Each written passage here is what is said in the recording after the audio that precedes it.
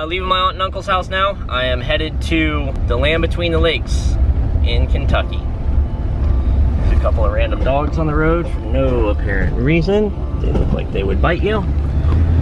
If you're walking this way, don't get bit by those dogs. Alright, check in when I get there. Land between the lakes in Kentucky, leaving Morganton, Georgia.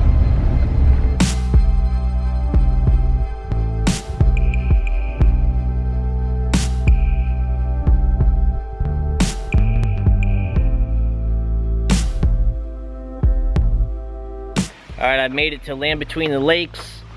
Got a wonderful campsite right here, backs up to the lake. This is a huge park. There's a bunch of different campgrounds in here. The campground that I'm at is the Hilman's Ferry campground. There's some different things here I want to go check out. The first one is they have a bison and elk prairie. It's like a sanctuary for them, so I'm gonna go check that out. I haven't really found anything in this campground that I want to shoot. There's a trail called the old Hematite Trail. I looked at that online. It looked pretty cool, so I'm gonna go check that out. That might be the spot that I'm gonna shoot tonight. Another good thing about camping during the week is that there's usually nobody around. I try to travel during the week so that my odds are better of getting a camp spot. This place on the weekend I'm sure is pretty crazy.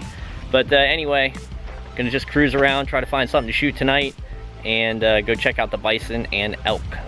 Just saw the sign for the Hematite Trail, so I'm taking a slight detour. I saw some pictures online of this place, and it looked like it had like stepping stones going across water, which I think could be a really cool location for tonight. Just want to see how far into the trail that is. So anyway, I'm going to check that out. These stones right here, all those stones would make a really cool location.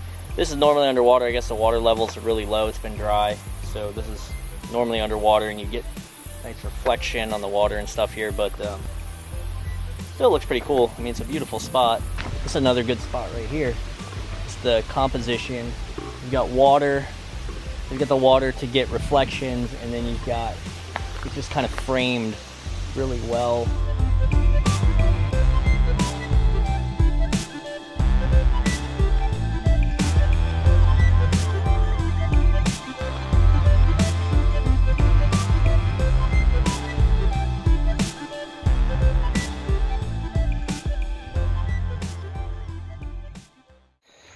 And this is a spot from earlier here. Obviously it'd be way cooler if this was all flooded. A bunch of standing water, so I don't know how bad the bugs are gonna be.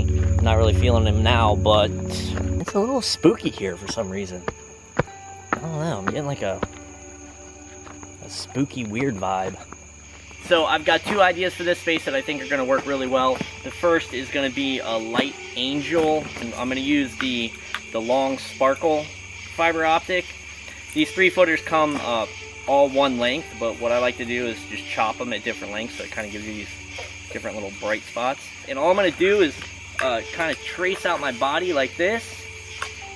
Do that for the wings, use wings like this, and then I kind of bunch it up in a ball to make the face. Now the other thing I like to add to this scene are kind of like sparkles all around. You can do them individually with little like light pens or just a little LED light, but what I like to use to do a bunch at one time is just a light string. You lay it on the ground, turn it on for a second, turn it off, you move it, turn it on, turn it off. That's going to give you a bunch of those little sparkly effects, so you don't have to go through and do each individual one. So the other thing that I want to work on is the exploding orb, and to make that I'm going to use the diamond plexiglass. Once you make the orb, do the whole 360 orb like that. Then what I like to do is kind of come out from the orb and make these like shapes like this kind of towards the camera. That way it looks like the orb is almost like exploding out. Those are the two I'm going to work on, and hopefully we'll get some cool reflections. I don't know how deep I can get in the water, but I'm gonna go for it. We'll see what we get.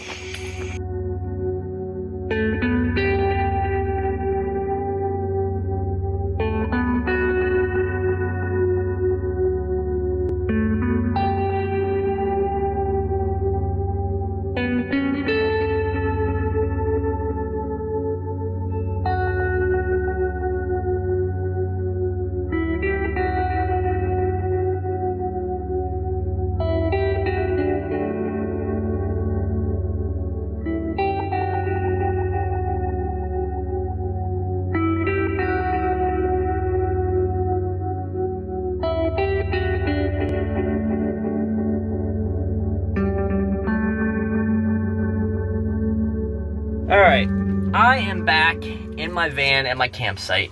I want to talk about something that happens on occasion when you shoot by yourself alone in the woods at night, and that is you get freaked out. You hear things out there, you see things, or your mind plays tricks on you or whatever. It hasn't happened to me in a long time. I shoot in the woods all the time by myself at night, in the middle of nowhere. I usually don't have any trouble, usually very inspired.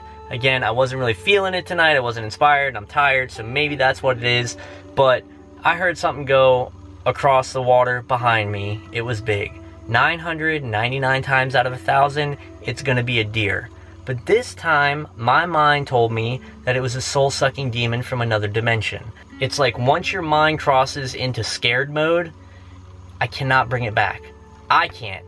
I don't know if you guys are able to do that. If you guys have this problem, I mean, you must. People must get scared in the woods. Other people. If you're out in the woods and you shoot alone at night, I'd like to know, what do you do to get your mind back from scared mode? Because once my mind goes scared, I can't come back. I think I'm just gonna get a good night's sleep, get up in the morning and start going. I don't know where I'm going. I'm going west. I really want to make it to Utah. We will see what time and money allow. If you have any suggestions on how to get your mind back from scared mode while you're out in the woods at night, put them in the comment section. I'd like to hear about it. Other than that, the vlog for today is over. I'll see you in the morning.